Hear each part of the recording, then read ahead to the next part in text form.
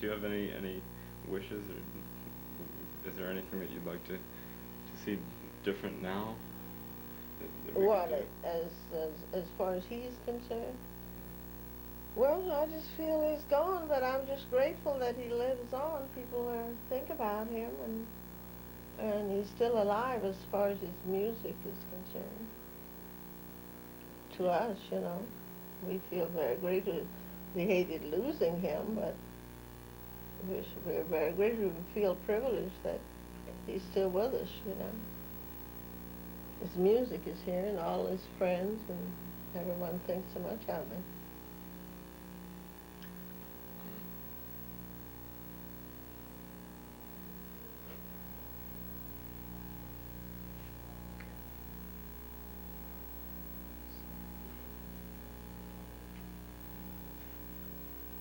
The biography that came out, the Moscow Temperament. You think it's a good book, basically? Huh, I think so. Did you talk with the authors much? No, I never talked to them, but we corresponded just writing. Samoska was the only one. Mrs. Samoska was the only one. The other one did a discography. There's I never had any correspondence with him.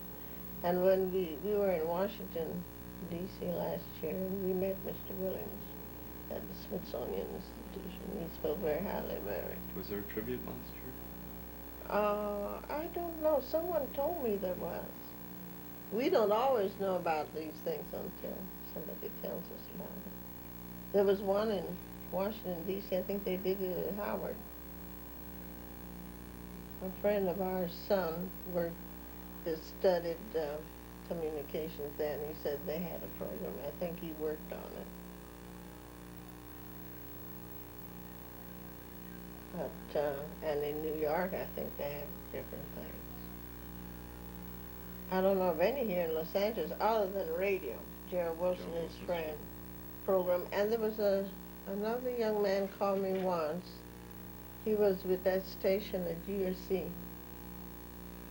And they had a program on Ben Howard plays record. dedicated to him.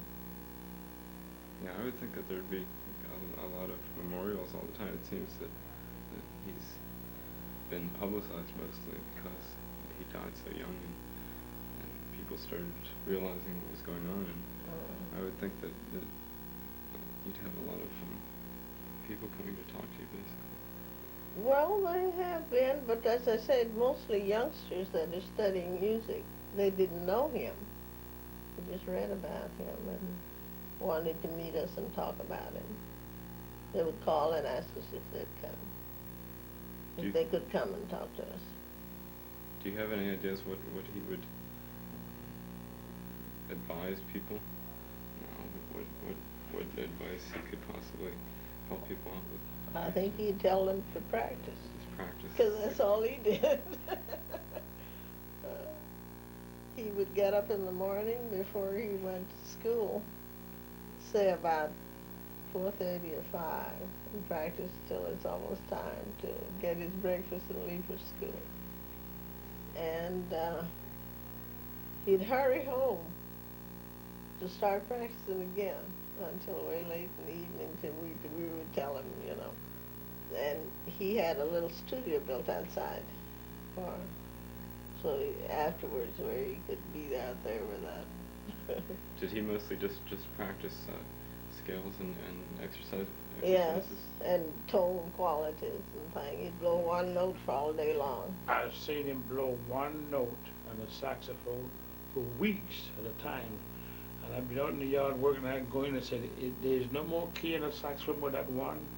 And then he played, and he put on his tape recorder, and he'd have it, then he listened to it. He said, that has got to be right. I say, it sounds right to me. No, it's not right yet. And he sometimes we'd be asleep and we'd hear plunking on the piano, and we'd say, hey, what you doing? He says, well, I just got an idea. And he'd start. He said he'd be writing, And we'd tell him his daddy had to go to work. He'd have to get up and go too, but he'd stop and do all that. when he came out of the army, he had an orchestra here. It used to be the Oasis at Western Avenue, and That he led. He was leading it, or he was playing he was his own with group. his own group. Yeah, and he was there. He went in there for what, 2 weeks, and stayed there a year. In this, it was a club. Yes, it was a club on Western Avenue. It was called the Oasis then.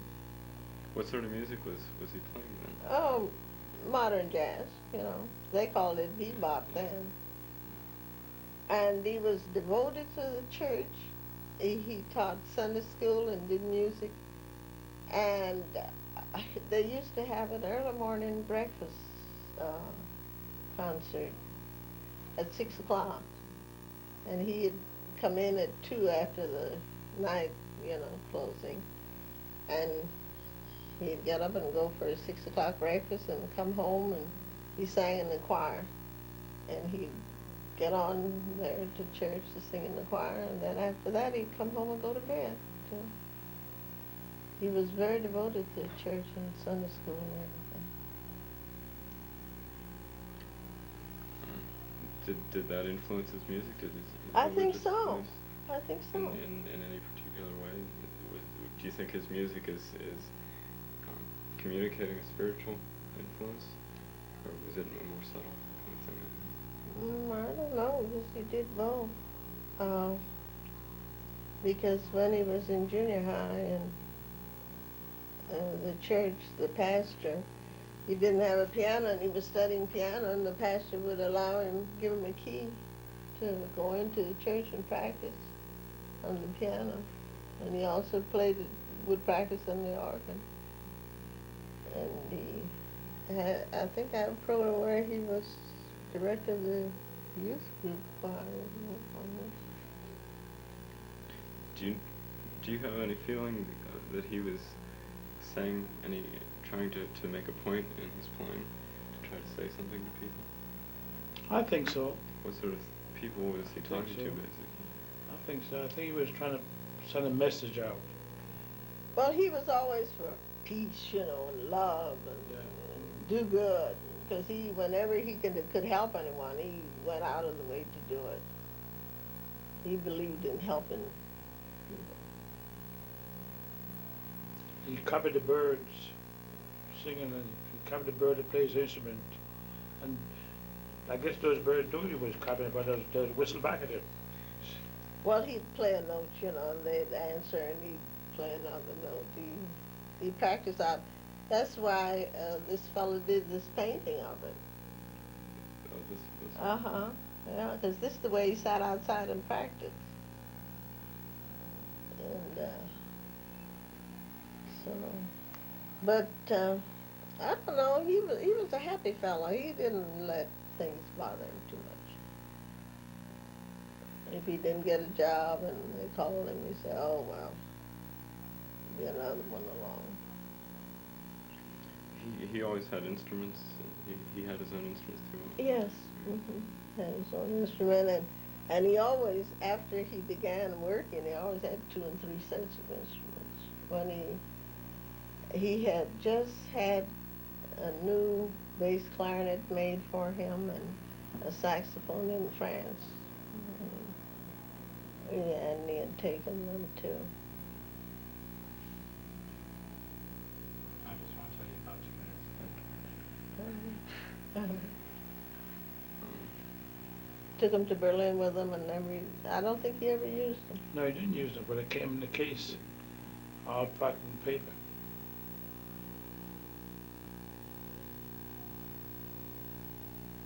Well, do you have any regrets at all? No. No. Happy with? No, we feel that it was the Lord's will. Well, if he was living and couldn't play anymore, he'd be a very disagreeable Oh, he man. would be very unhappy. Happy for him. If he couldn't play anymore, well, For music was his life. yeah.